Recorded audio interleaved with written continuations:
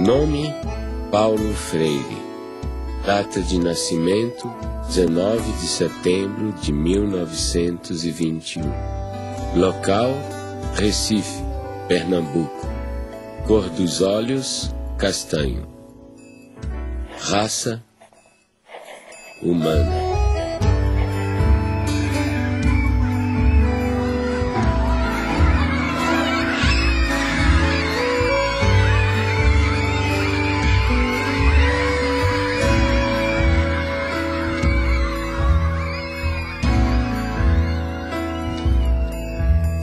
Meu primeiro mundo foi o quintal de casa, com suas mangueiras, cajueiros de fronde, quase ajoelhando-se no chão sombreado. Ali engatinhei, balbuciei, me pus de pé, andei, falei.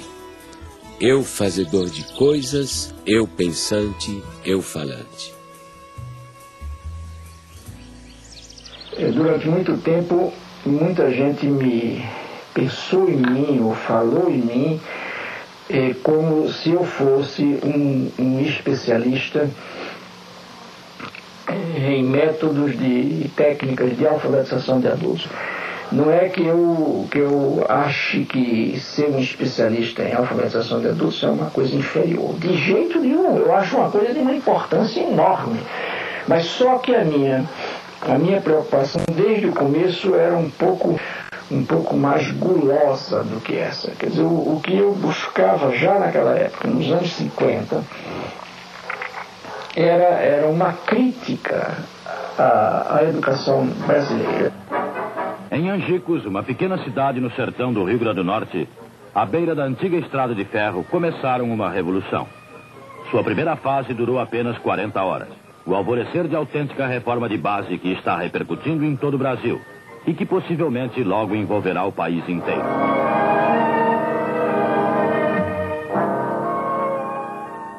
Eu tinha 6 anos de idade e tenho várias lembranças de lá, do Círculo da Cultura.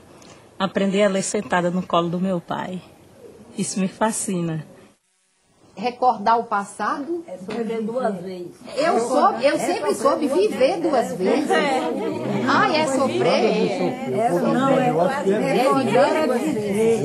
melhor viver 2 vezes. Olha, pela maioria, eu sempre soube que era viver. Recordar o passado é viver 2 vezes. Recife. Ninguém mais pode ficar indiferente ao problema do analfabetismo em nosso país. As soluções aí estão. Não se pode arreglar 40 horas a um homem que tem sede de saber, ou fome da cabeça, como dizem em Angicos, que precisa estudar, que tem esse direito até agora negado à maioria. Se lembra quando nós chegamos à cidade, a esta cidade aqui, para fazer aquele levantamento?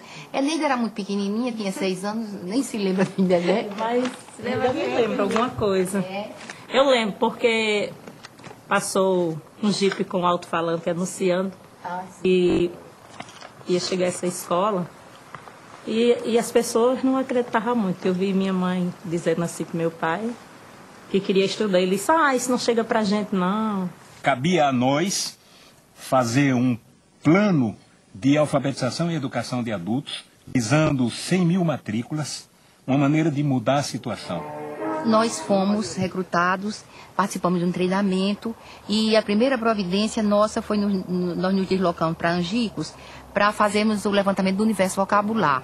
Então íamos de casa em casa e ao final selecionaram, ele selecionou em Recife as palavras geradoras. No conjunto delas estava contido justamente todos os fonemas da língua portuguesa. Começando do mais simples, por exemplo, em Angicos a primeira palavra geradora foi belota. Então você sabe, belota são 3 sílabas fáceis, mais fáceis, não é? E muito usadas. Então, a partir das palavras, quando nós vencemos todas as sílabas, aí começamos a formar as frases. Olha, a velocidade com que isso ocorre, na primeira aula de alfabetização, quando se vai escrever num caderno, a folha do caderno é insuficiente para escrever 3 sílabas. E o lápis fura a folha do caderno.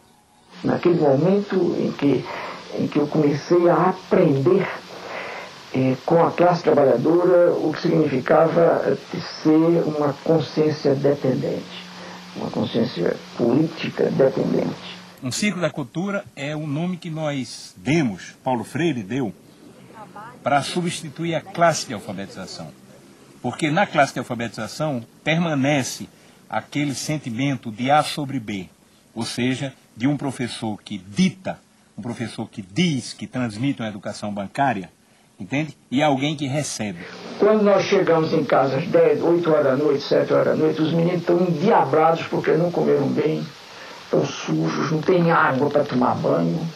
Os meninos estão com fome, chateados, cansados, aborrecidos e impertinentes, e nós não podemos deixar de dormir, porque no dia seguinte, às 4 horas da manhã, a fábrica apita para acordar o bairro inteiro. E aí dizia ele: agora, como é que o senhor vai querer que, com uma situação como essa, a gente tenha o diálogo que o senhor quer?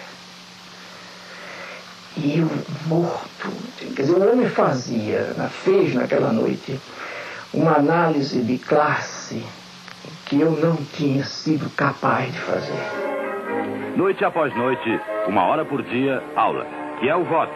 Quem vende o voto não pode mais reclamar trabalho.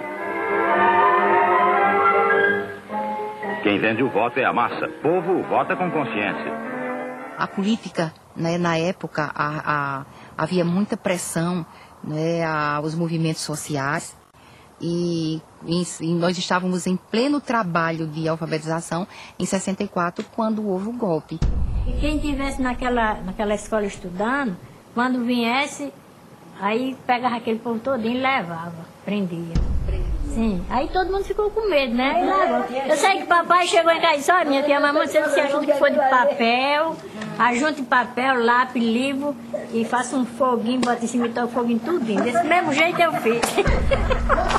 A mesma coisa eu fiz. Eu peguei todo o meu material, que eu tinha os slides, tinha tudo. Pena que eu tenho. Se lembra daquele projetor, que era um projetor a gás, que eu ficava até não sei que hora da noite bombando, e a lâmpada Coleman? Tive que dar fim a tudo, porque eu enterrei no muro da minha casa. Tenho a convicção de que o Brasil seria outro hoje se essa atividade não tivesse sido interrompida brutalmente, pelas razões que foi, ou seja, para inviabilizar exatamente a emergência desses que o projeto político pretendia e conseguiu que continuassem como excluídos. O objetivo foi esse, não foi outro. Não era nada pessoal contra Paulo Freire, contra mim, contra quem participou dessa atividade. E eu sempre me emociono e fico me lembrando, porque aquilo era feito com o coração. Com amor, né? Com amor.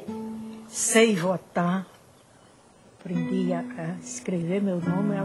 Tive em outras escolas, mas o que mereceu mesmo, que descolou mesmo, que eu me orgulhei em dizer eu não sou mais analfabeto, foi Paulo Freire. Paulo Freire colocou o oprimido na história. Ele deu visibilidade a alguma coisa que estava lá historicamente sendo invisibilizada pela cultura dominante. Então, pondo no palco da história o oprimido, ele estava fazendo um ato revolucionário. A concepção antropológica de Paulo Freire é muito simples. Primeiro, você é um ser curioso. Então, a curiosidade é uma categoria fundamental, principal. Segundo, você é um ser inacabado, incompleto, inconcluso. Portanto, você precisa do outro, né? E terceiro, né, se você nasceu como um ser de ligação, conectivo com o mundo, e você comparte com o outro, né, compartilha com o outro o mundo, né, esse mundo está em transformação. Portanto, a antropologia de Paulo Freire está baseada na ideia de que o ser humano está em constante evolução e constante transformação. Primeiro, se nós somos um ser curioso, a primeira coisa que vamos fazer é ler o mundo. Então, a leitura do mundo é um princípio fundamental da teoria do conhecimento de Paulo Freire. A segunda é a tematização. Pegar aquelas palavras geradoras, aqueles princípios geradores, aquilo que o povo conhece, no caso do método de alfabetização, né? Aquilo que o alfabetizando conhece, e descobrir o que significa. E a terceira é a problematização. Você vê, a problematização é o momento culminante do método freiriano. Então, por isso que Paulo dizia, não quero saber de ser conhecido apenas como alguém que inventou o método.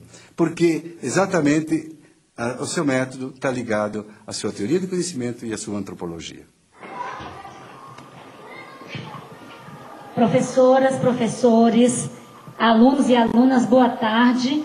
E nós já estamos em nosso horário de começarmos o nosso turno vespertino. Nós teremos as nossas atividades na sala do Lego, na biblioteca, atividades de agricultura, e com certeza será mais uma tarde de uma construção da nossa aprendizagem. Então, assim, ao iniciarmos a escola, fizemos a proposta aos servidores, aos trabalhadores da educação aqui. Vamos estudar Paulo Freire, vamos compreender a sua proposta de educação, essa perspectiva de humanização, de libertação, de conscientização. Então, assim, a escola não existia e depois veio Paulo Freire. Paulo Freire existia antes em nosso coração, como uma proposta de vida. E, assim, a proposta conosco depois surgiu um espaço concreto para vivermos a prática dessa teoria. A gente tentando e era difícil mesmo. Como pegar um aluno que vem da roça, passa 2 meses em casa, 1 mês só aqui e fazer esse menino, né? Aí o jeito foi o quê? Mergulhar nas leituras e aprender com esses teóricos, né? E a base da gente foi Paulo Freire pelo fato de ser uma coisa mais próxima da gente.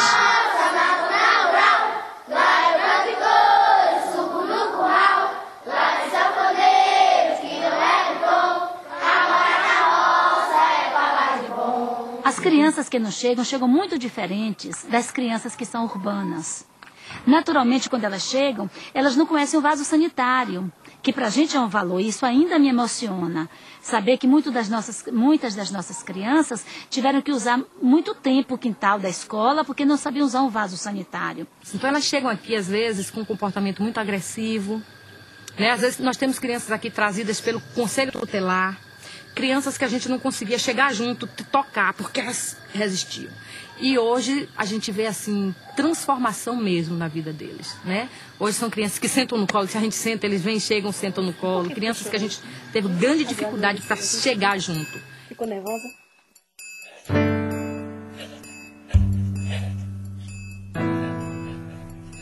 Para mim, o exílio foi profundamente pedagógico. Quando exilado, tomei distância do Brasil, comecei a compreendê-lo melhor.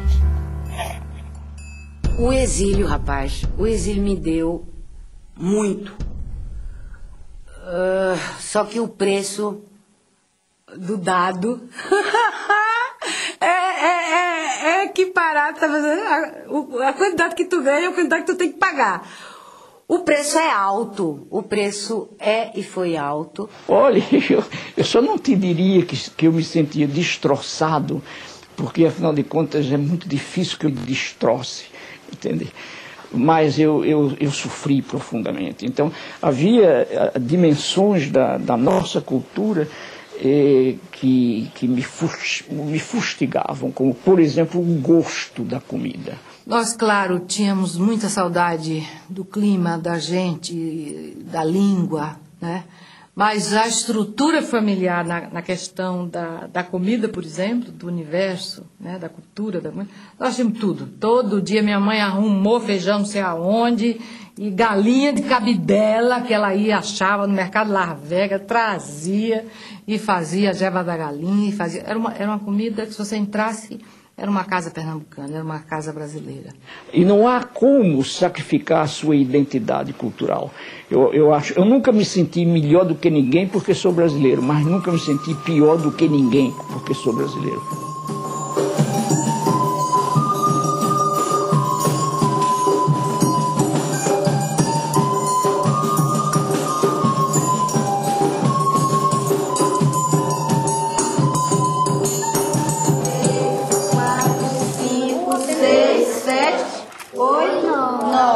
A resposta vai ser o quê? Rede resposta. Quantas gudes ele dividiu? 9. sobrou 9 gudes para cada colega. 9 gudes. Isso aqui é uma ferramenta chamada sacho. Ele tem uma ponta justamente para poder fazer o quê? Para poder fazer a cova. Então nós vamos fazer a cova e a beterraba já está aqui. Nessa posição ela não pode entortar a raiz porque senão vai deformar. E aqui nós vamos fazer esse procedimento. Pronto, tá faltando. Coloque aí no local, um pouquinho mais, ó. A raiz ficou um pouco baixa. Ao retornarem para casa, eles levam daqui da escola algumas sementes. Cenoura, beterraba, das hortaliças que eles já cultivam aqui. Lá eles têm o objetivo de, ao chegarem lá, passarem para os pais o conhecimento que eles acabaram adquirindo aqui ou então que reforçaram já tendo esse tipo de conhecimento. Lá eles fazem o que fizeram aqui. Alguns já assim vendem, eles chegam falando, ó, a gente ganhou dinheiro, porque eu plantei o coentro, plantei alface, plantei isso aqui. E aí eles vendem isso e ganham dinheiro, né? Aí ensinei a meu pai, a fazer assim como o professor ensinou. E ele sempre ensina, traz a semente da planta, ensina como é que os professores lá ensinam para eles plantar. Eu digo, já aqui nós plantamos diferente. Nós chamei a terra toda. Ele, não, mãe, não é assim. O professor lá ensina para nós fazer arleira, estamear a sementinha. Depois, se tiver junto, ele vai, arranca um pouco daquela muda para poder ficar mais investido. Ele sempre conta tudo. O exercício de tornar-se capaz de ler e escrever exige de quem realmente aprende uma postura de sujeito que cria o seu próprio aprendizado. A comunidade freiriana, para nós, né, é esse conjunto de instituições, pessoas que partilham a identidade do legado de Paulo Freire, né? E o que significa isso? Na verdade, são associações, grupos, instituições que vão se formando no mundo. Por exemplo, Portugal e Espanha. Em Portugal ocorreu o Fórum Paulo Freire em 2004, este ano agora, 2006, né, na Espanha. Enfim, são centros de estudos, né, freirianos, né, pesquisas, espaços de formação educacional. Oi, Luísa Cortesão. Primeiro, quero te agradecer muito pela sua contribuição aí de Portugal nesse documentário.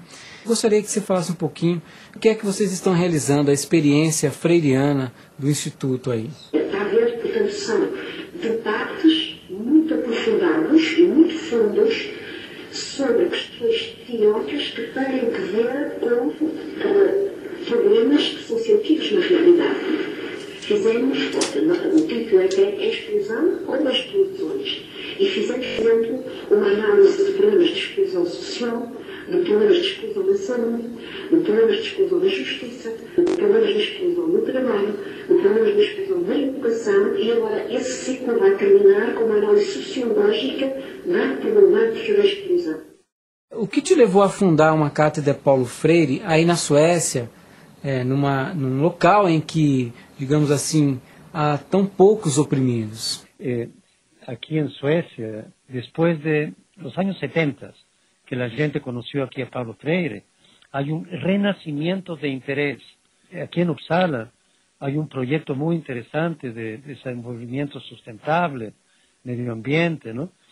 Y esta gente está muy interesada en los esquemas de concientización, ¿no?, de pensamiento crítico freiriano. Efectivamente, he trabajado con grupos étnicos oprimidos, incluso grupos indígenas, con camponeses, con operários também, não? São dois traços de personalidade de Paulo. Primeiro, essa generosidade do menino aberto ao mundo sempre que quer conhecer, essa alegria de conhecer o mundo. Segundo, a conectividade, que já é uma qualidade do adulto, a conectividade e a relação. Acho uma definição perfeita para qualquer ser humano decente. Ser um menino é guardar um pouco toda aquela carga de emoção da criança e a conectividade, que já é um projeto das pessoas adultas. Paulo Freire foi um menino da zona rural igual a gente, que aprendeu a ler debaixo da sombra da mangueira, que gostava de ler, gostava de escrever. Foi um homem que queria transformar o mundo. O momento em que o pai estava a trabalhar, né? Na famosa biblioteca, no espaço de trabalho dele, né? Eram momentos assim que as brincadeiras mais ruidosas nossas, né, tinham que ser, né, afastadas, porque o pai, quer dizer, são coisas que ficam assim, né? São mensagens, estás a perceber, que te marcam rotundamente o corpo, né? Ele era uma pessoa frágil à maldade humana.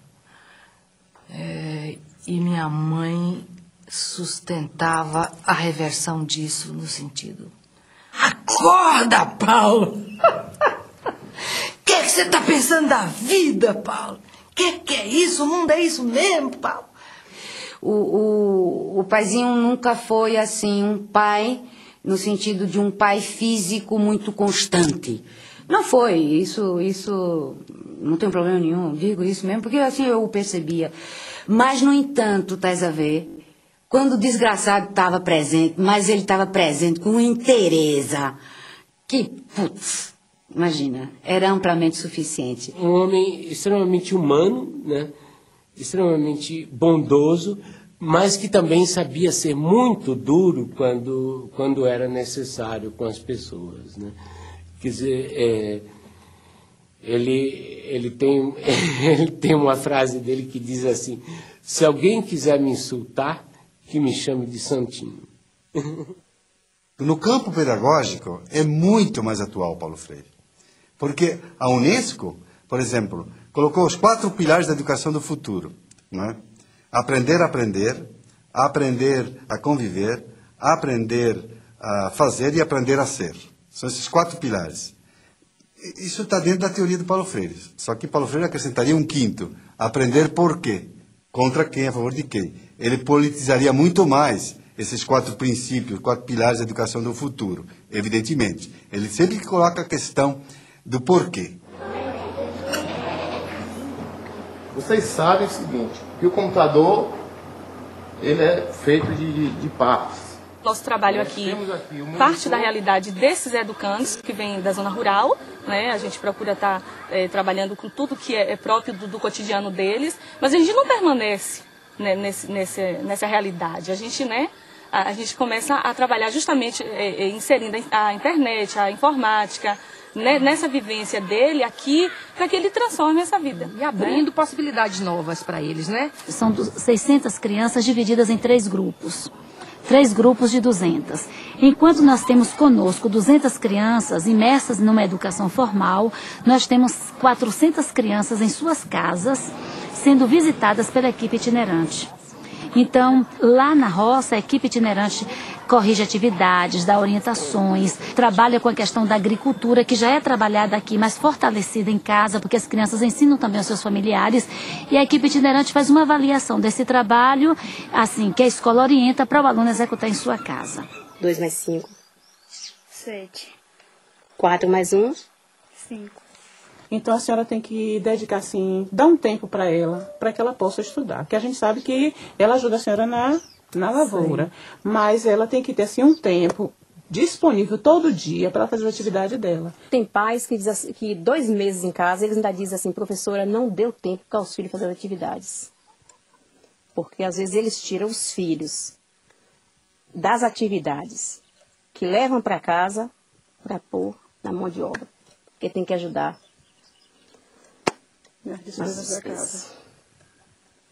Eu estou trabalhando agora com atividade de artes. E essas atividades é uma atividade que desenvolve a coordenação motora, cognitiva e também ajuda no desenvolvimento da criatividade de cada criança.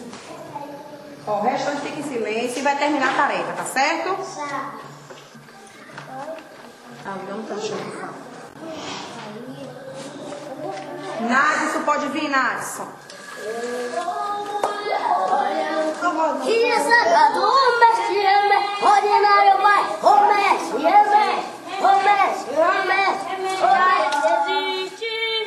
E tomar o banho bem o quê?